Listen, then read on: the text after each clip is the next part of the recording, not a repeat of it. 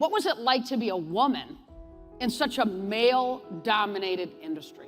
I was certainly most often the only woman leaning on the fence at baseball games, elbowing my way in between scouts and coaches to try to recruit baseball players. Was negotiating a big league baseball player's contract, and I was headed up to the office to meet with a general manager of a team, and the player was really sort of my client, and I had another young male agent who worked for me and was coming to the meeting with me in service of me trying to sort of help him have some experiences like. We sit down in these two chairs, my agent and I, and the general manager, it was like I wasn't even in the room. Like he pretty much never even looked at me. In fact, he was really talking to and running point and having the conversation with my male agent that actually I was there helping him evolve and grow. He worked for me. And wait a minute, what if I take this defensiveness that I'm feeling and maybe get a little bit curious?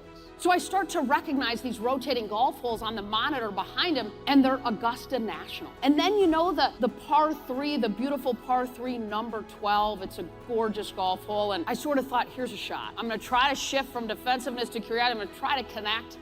And so I sort of jumped in and I said, wow, man, listen. I go, that's number 12 at Augusta National. And he sort of flips his chair around and turns around, looks at the golf hole, looks back at me, and he goes, yeah, that's number 12. And I said, man, I'm sure you've played it. He goes, yeah, I played it a couple years ago. He said, it was awesome. I said, what'd you get on 12? And I sort of paused and I looked at him and I go, wow, that's amazing. You parred it? He goes, yeah.